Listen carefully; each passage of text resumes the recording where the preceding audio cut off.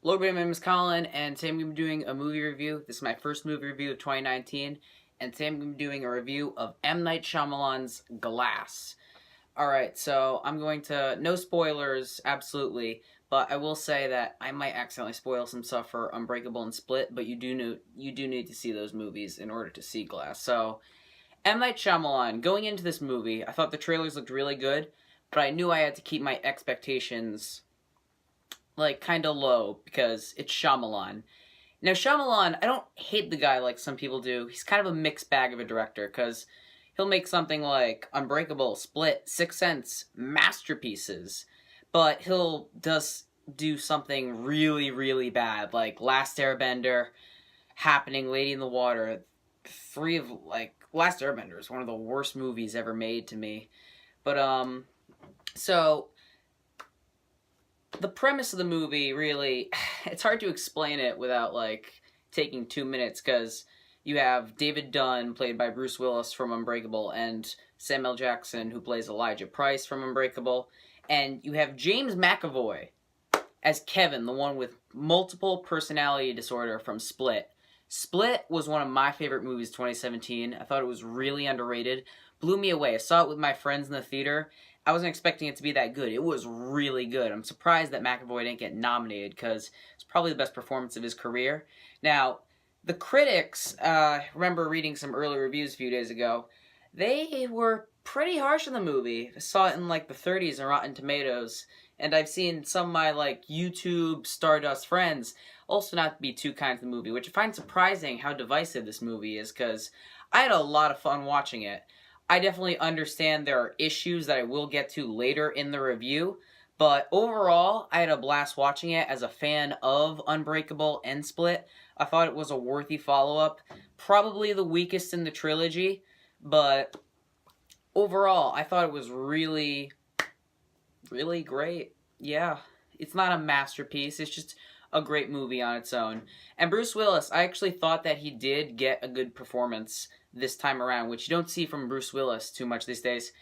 And I hate saying that because I am a huge fan of Bruce Willis. Love Pulp Fiction, love Die Hard, but his last few movies, he hasn't been too good in them. Samuel Jackson, he was great. James McAvoy, oh my god, he's almost as good as he was in Split.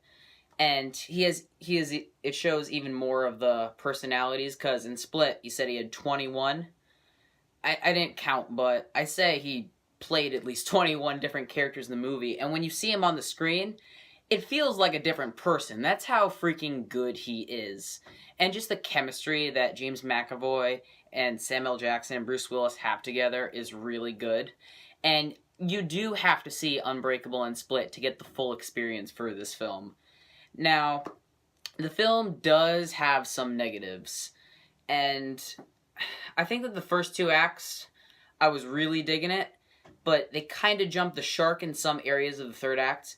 Now, Shyamalan, it's pretty obvious, even after Unbreakable, he's a huge comic book fan, and there's somebody that actually, like, reads physical comic books, there's lots of, like, little references that you'll admire in this movie. And I really admired that from Shyamalan. He also has a cameo in the movie that I thought was pretty funny. So you probably look out for that. If you know what his face looks like, you're not going to miss it. But, yeah, this film does suffer from some pacing issues. I felt in the second act it kind of dragged for about 10 minutes because it's so story-focused when you only have a few characters. It just kind of can meander a little bit at times. But also, in the third act, structurally, there were some choices that they made that I thought could have been executed better. So, the ending. The ending has been really hated on by critics. Because going into this movie, I'm hearing everybody talking about how bad the ending was. I didn't think it was bad. I thought it was corny, and it felt out of place. It just really didn't fit structurally for like where the story was going. I didn't feel like it was the right way to end this trilogy, but yeah, I'd say that those were the general problems, and there's other stuff like the clunky camera angles that are usually in Shyamalan's movies. Like, it just gets a little annoying at times when it's so in your face. And I actually wasn't expecting this movie to have this much action in it. It actually did have a fair amount of action.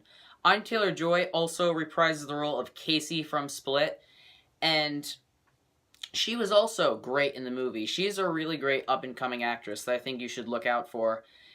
And what I think Shyamalan did was he took elements of Unbreakable from the kind of dark, twisted superhero genre, and he also took elements from Split, like a dark psychological thriller, and I think he made a pretty damn good movie in one.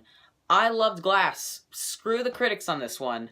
So, yeah, I'm gonna rate movies different this year on a scale of 0 to 4, and I'm gonna give Glass a very soft 3 to 4 stars. It definitely had some problems, but overall I had a blast with it and loved it. Now let me know in the comments, what did you think of Glass? Did you like it? Did you not? Were you disappointed? I definitely wasn't.